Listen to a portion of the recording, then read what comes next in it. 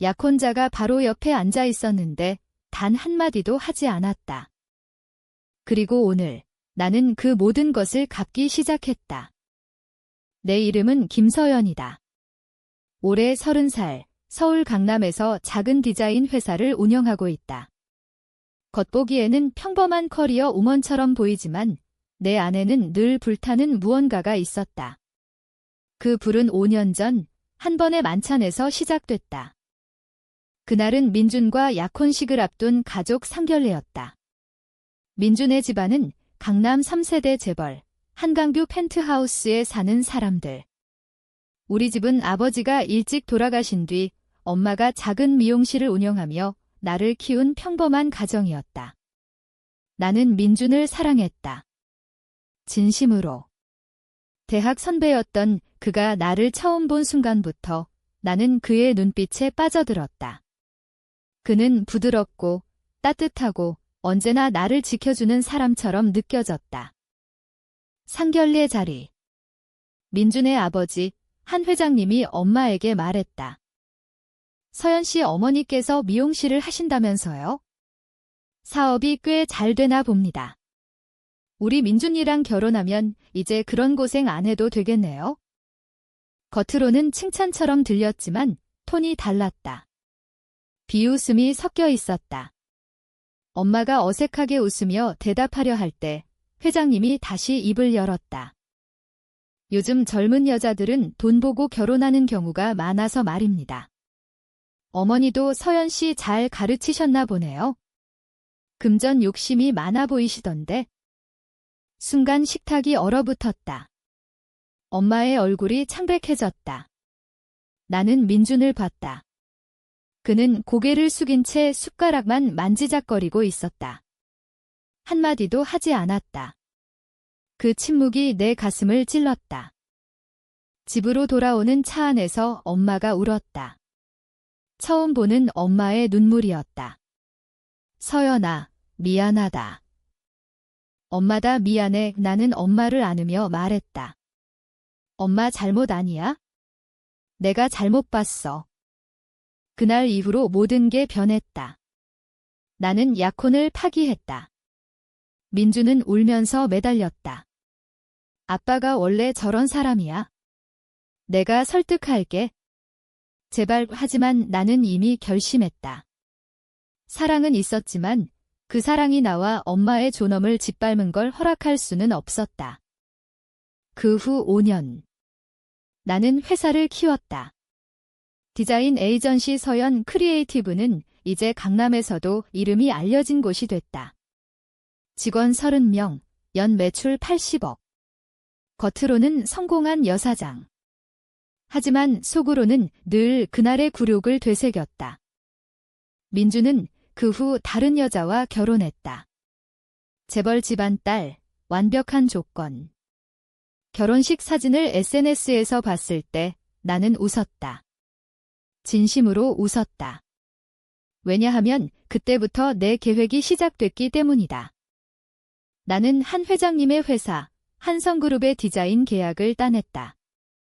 표면적으로는 우연처럼 보였지만 사실은 내가 2년 동안 준비한 결과였다. 경쟁사들을 하나씩 제치고 결국 한성그룹의 리브랜딩 프로젝트를 수주했다. 계약금만 50억. 첫 미팅 날 회장님이 나를 보고 놀라는 표정을 지었다. 김서연 대표. 설마 그 서연 씨.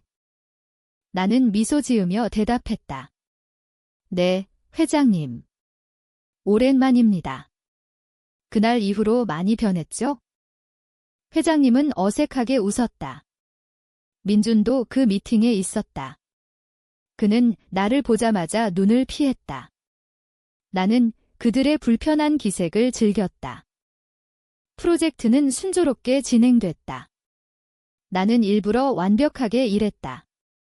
회장님의 신임을 얻기 위해. 그리고 어느 날 회장님이 나를 따로 불렀다. 서연 씨, 솔직히 그때 내가 실수했어. 미안하네. 나는 고개를 숙였다. 과거는 과거죠. 지금 잘 되면 되는 거 아닐까요? 그 말에 회장님은 크게 웃었다. 그리고 제안했다. 우리 민준이 다시 만나보는 건 어떠나? 그 애 아직도 자네 생각을 많이 하더군. 나는 속으로 웃었다. 이제 시작이다. 민준과 다시 만나기 시작했다. 처음엔 커피 한 잔, 그 다음엔 저녁 식사. 그는 여전히 부드러웠다. 서연아, 그때 내가 잘못했어. 아빠 말에 왜 아무 말도 못했는지 지금도 후회해. 나는 그의 눈을 똑바로 보며 말했다. 그럼 왜 결혼했어? 나 기다리지 않고. 민주는 고개를 숙였다. 집안 압력 때문이었어. 하지만 그 결혼 행복하지 않아. 아내와는 그냥 형식일 뿐이야. 그의 아내, 박지은. 명문대 출신, 아버지가 국회의원인 여자. 완벽한 조건의 결혼. 하지만 나는 이미 다 알아봤다. 그들 부부는 별거 중이었다. 지은이 바람을 피웠다는 소문이 돌았다. 나는 민준에게 다시 가까워졌다. 일부러. 그의 손을 잡고 그의 어깨에 기대고. 그는 금방 무너졌다. 서연아, 다시 시작하자. 나는 대답하지 않았다. 그냥 미소만 지었다. 한편 회사 프로젝트는 절정에 달했다. 한성그룹의 50주년 리브랜딩. 나는 새로운 CI, BI, 모든 것을 디자인했다. 회장님은 내 작업을 극찬했다. 서연 씨 덕분에 회사 이미지가 완전히 새로워졌어. 그리고 나는 제안했다. 회장님, 이번 기회에 그룹 전체의 지배구조도 정리하면 어떨까요? 요즘 ESG 경영이 중요하잖아요. 회장님은 눈을 빛냈다. 그렇지. 자네가 도와줄 수 있나? 나는 고개를 끄덕였다.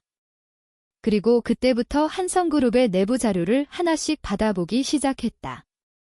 재무제표, 주주명부, 비자금 계좌까지. 나는 변호사 친구와 함께 모든 것을 분석했다. 한성그룹은 겉으로는 탄탄해 보였지만 속은 썩어 있었다. 회장님의 비자금, 민준의 형이 저지른 횡령, 그리고 세금 탈루. 나는 증거를 모았다. 조용히, 철저히. 민준과의 관계는 점점 깊어졌다. 그는 아내와 이혼 소송을 준비 중이라고 했다. 서연아, 이번엔 진짜야. 너랑 결혼할게? 나는 그의 품에 안겨 속으로 중얼거렸다. 그래, 결혼하자. 결혼식 날짜를 잡았다. 이번엔 우리 쪽에서 상견례를 했다. 엄마는 불편해했지만 나는 설득했다. 엄마, 이번엔 달라. 믿어. 상견례 자리. 회장님이 엄마에게 머리 숙였다. 그때 제가 큰 실수를 했습니다. 진심으로 사과드립니다. 엄마는 놀란 표정으로 나를 봤다. 나는 미소 지었다. 그날 밤 민준이 내 아파트로 왔다. 그는 행복에 겨워 나를 안았다. 드디어, 서연아. 나는 그의 등을 토닥이며 말했다. 민준아, 나도 행복해. 하지만 내 눈은 차가웠다. 결혼식 3개월 전 모든 게 완벽해 보였다. 한성그룹 주가는 리브랜딩 발표 후 상승세였다. 민준은 이혼 절차를 마무리했다. 회장님은 나를 딸처럼 대했다. 나는 그 틈을 파고들었다. 회장님에게 제안했다. 회장님, 그룹의 지분을 좀 더 정리하면 좋을 것 같아요. 민준 오빠에게 더 넘겨주시면. 회장님은 고민하다가 동의했다. 그래, 자네 말대로 하세. 그리고 나는 민준에게 속삭였다. 너희 형이 지분을 너무 많이 가지고 있잖아. 회장님 건강도 안 좋으시고. 민준은 처음엔 망설였지만 내 말에 점점 동요했다. 형과의 관계는 원래 좋지 않았다. 나는 형, 한민규에게 접근했다. 비밀리에. 오빠, 민준이가 지분을 노리고 있어요. 회장님께 말씀드렸대요. 민규는 분노했다. 그리고 나를 믿었다. 나는 그에게 증거를 보여줬다. 조작된 증거. 형제 사이가 틀어지기 시작했다. 회장님은 혼란스러워했다. 그리고 나는 결정적인 한 방을 준비했다. 한성그룹의 비자금 계좌를 검찰에 제보했다. 익명으로. 하지만 증거는 완벽했다. 검찰이 움직였다. 한성그룹 본사 압수수색. 주가는 폭락했다. 회장님은 병원에 입원했다. 심장 문제. 민주는 나를 찾아왔다. 서연아, 이게 어떻게 된 일이야? 나는 놀란 척했다. 나도 모르겠어? 누가 제보한 거지? 민주는 의심하지 않았다. 그는 나를 안으며 울었다. 아빠가 큰일 났어. 나는 그의 머리를 쓰다듬으며 말했다. 내가 도울게. 하지만 이미 늦었다. 회장님은 병원에서 나를 불렀다. 서연아, 자네가 했나? 나는 조용히 대답했다. 네.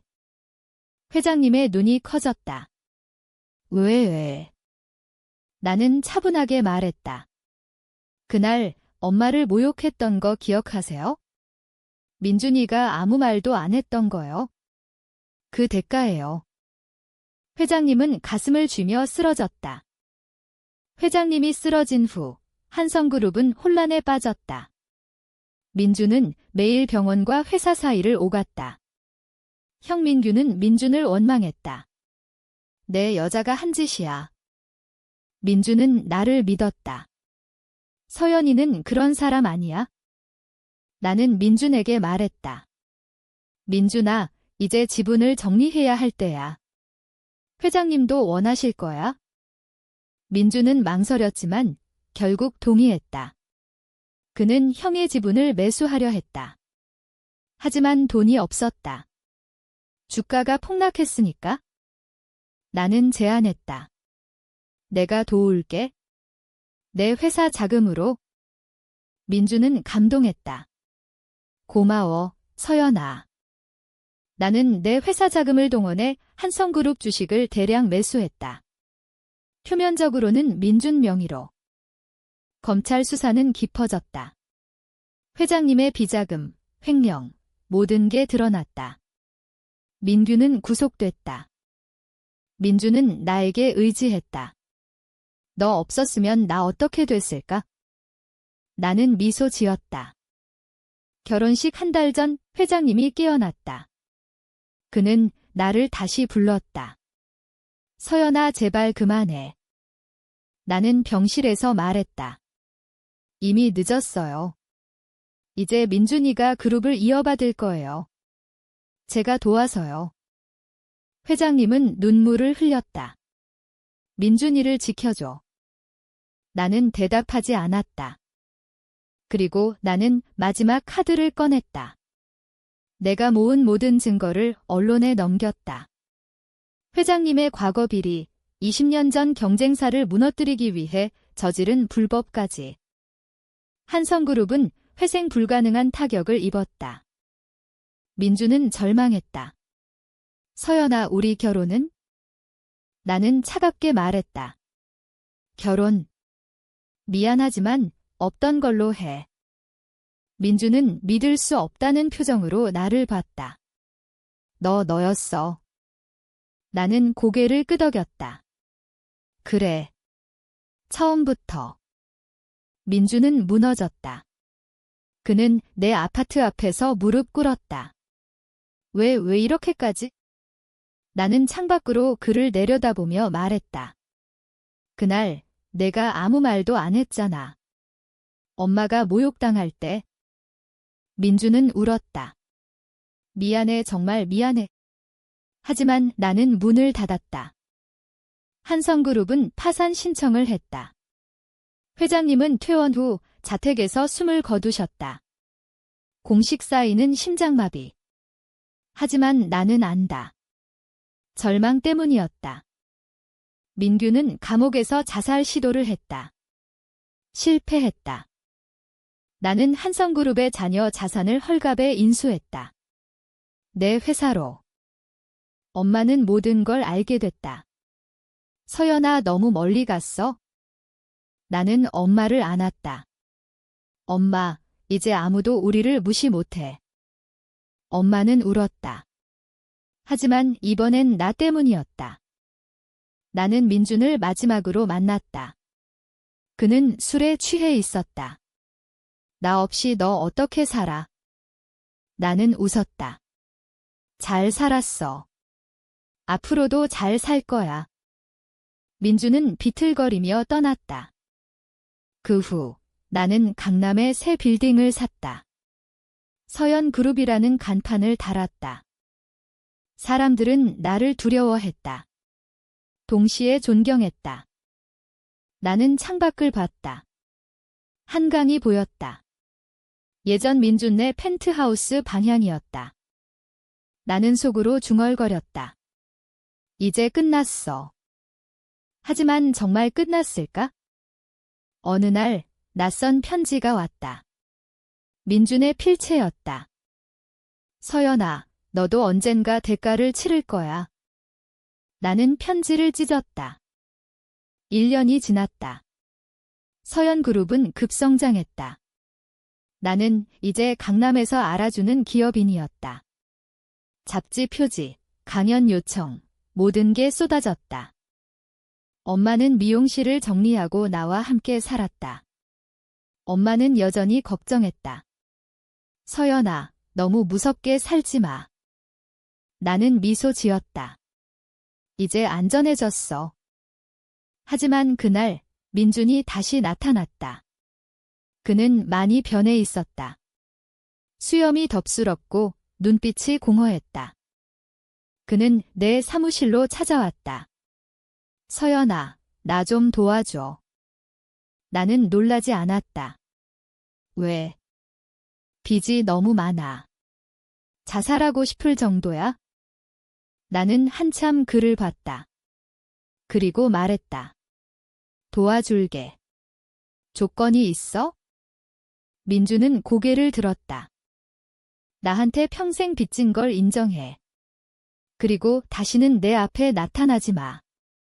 민주는 눈물을 흘리며 고개를 끄덕였다. 나는 그에게 돈을 주었다.